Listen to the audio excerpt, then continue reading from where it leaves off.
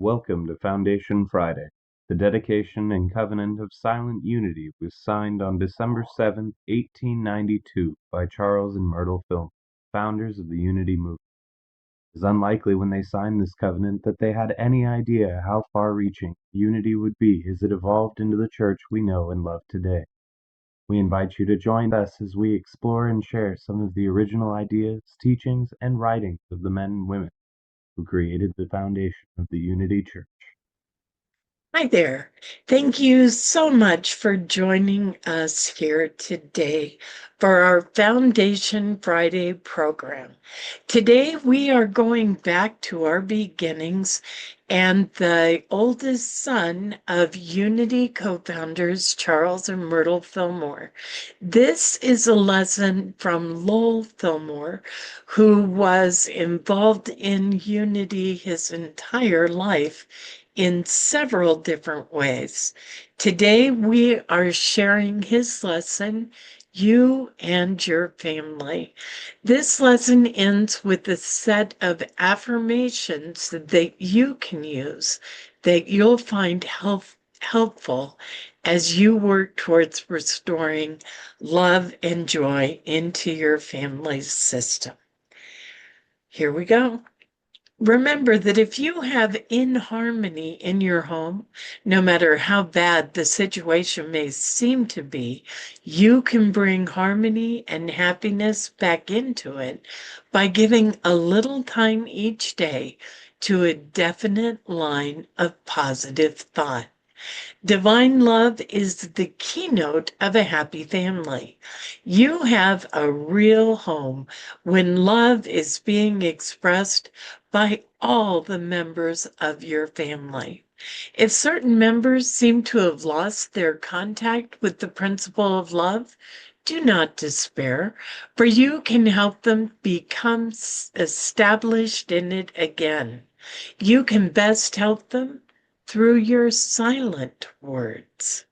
Try to realize that divine love is everywhere present and that it is therefore being expressed now through every member of your family.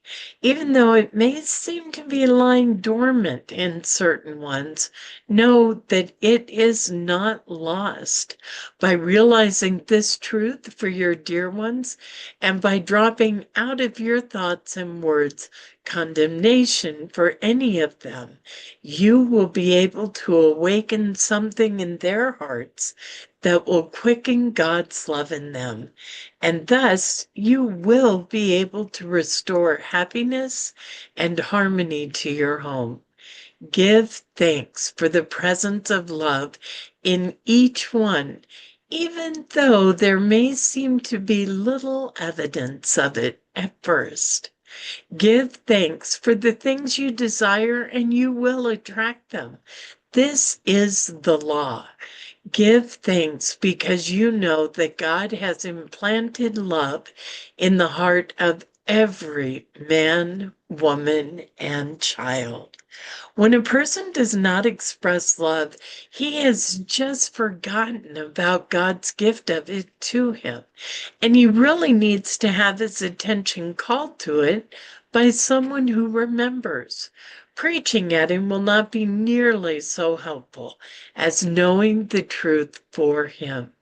By realizing for him the truth that God is love and that he also is an expression of that love, can help him to uncover and use this wonderful gift that is hidden within him. Be faithful in silently giving thanks each day for the manifestation of God's love in your family. See love unfolding every member of your family, blessing and healing them. Give thanks also that every one of them is daily becoming more conscious of God's beautiful, satisfying love, which is warming his heart. Be sure that there is only one love in the universe, God's love. It may be expressed through many channels, such as a mother's love for her child, or a wife's love for her husband, a husband's love for his wife, two sweethearts for each other, your love for your friends, Jesus's love for humanity, a good man's love for a worthy cause or for his country, and so on. God's love is always present everywhere, and anyone who desires to do so may draw upon it and use it lavishly, for its supply is unlimited. When you have love in your thoughts, it is bound to find expression in your words and actions. You draw a little closer to an appreciation of what God love means every time you think a loving thought. When unhappiness, inharmony, and sickness are upsetting a home, it is because God's great healing love is not being recognized and expressed as it should be by the members of the family. When they become more receptive to divine love, order will be restored in this home. When a member of the family takes a detour instead of the smooth and safe high road maintained by love, he runs into difficulties at once. When he does this, he is likely to blame his troubles on other people. But do not criticize such a one, for he needs help rather than censure. He should be silently reminded of the presence and power within him. You can call divine love into activity in the members of your family by faithfully and persistently expressing it yourself and then radiating it to others by affirmations of truth. You can also help others to express it by having faith in their divinity, even when there may seem to be little evidence of its presence in them. You can call into activity the divine abilities of your family by speaking the truth to them in the silence. Do not feel that you are trying to dominate their lives or make them make them over. Realize that you are simply calling out that which is their divine nature, the gift that God has placed within them for them to use and enjoy. The very fact that you make a business of recognizing this gift in them will help them find it. Love begets love. Criticism and complaints aimed at those who are not expressing their highest moral and spiritual nature only makes things worse. Do not complain about the shortcomings of your family. Get quiet and ask God's help in solving the problem. While it may sometimes be necessary to give corrective advice to members of the family, your most effective help must be given silently in your own consciousness. You must become an example and a leader in the practice of divine love. You cannot stand on the sidelines and tell others to become loving unless you yourself become unified with the consciousness of divine love. You can hardly expect to transform your family. When you express love, you operate in a field where the Father can best help you to accomplish everyday miracles. You cannot fail when you are working with Him. Remember that when you are kind and loving under all circumstances, you will be in a position to awaken the sleeping love and divine abilities hidden in the members of your family. When impersonal love reigns in your consciousness, it will become contagious. Your family will catch it, and your neighbors will catch it. Remember that love is not a matter of possessing those you love. Neither has love anything in common with jealousy, doubt, personal dictatorship, or suspicion. Love must be sincere, free, and poised. Emotional, enduring, gushing expressions do not necessarily prove the activity of real love. Since love is the keystone of a happy family, you should strike this note often by speaking the word love silently. In this way, you can keep your family in tune. When anyone is inharmonious, it is a pretty good sign that he is dissatisfied with himself. He may think that he is displeased with someone else, but that is only a trick to fool his own conscience. More than anything else, he craves a remedy for his lack of harmony. He is hungry for the very things he already possesses in spirit and in truth: love, peace of mind, and happiness. You can help him find harmony and thus correct his disposition.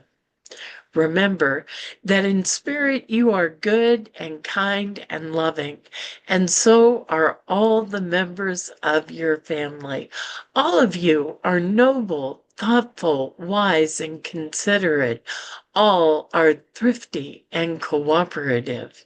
Remember that if you faithfully persist in seeing the light in them, you can, though alone, eventually lift them all up. Begin now to lift your family up to their true estate in the kingdom of God, now present. But remember that you cannot do this until you have first lifted up your own consciousness. Remember, you can do all things through him who strengthens you. Okay, as promised, here are 7 affirmations, and we're invited to work with one a day in meditation and positive affirming as we bring love and harmony into our family. Here's the first one. Divine love is now established in this house. Here's the next one. I rejoice and give thanks to God because I know that his love abides in each member of this family. I hope you got that one. It was kind of long. This next one, shorter. God is love, and you are an expression of that love. And the next one, the love of Christ in me greets the love of Christ in you. This next one's a little longer. I do not hold you under thoughts of condemnation.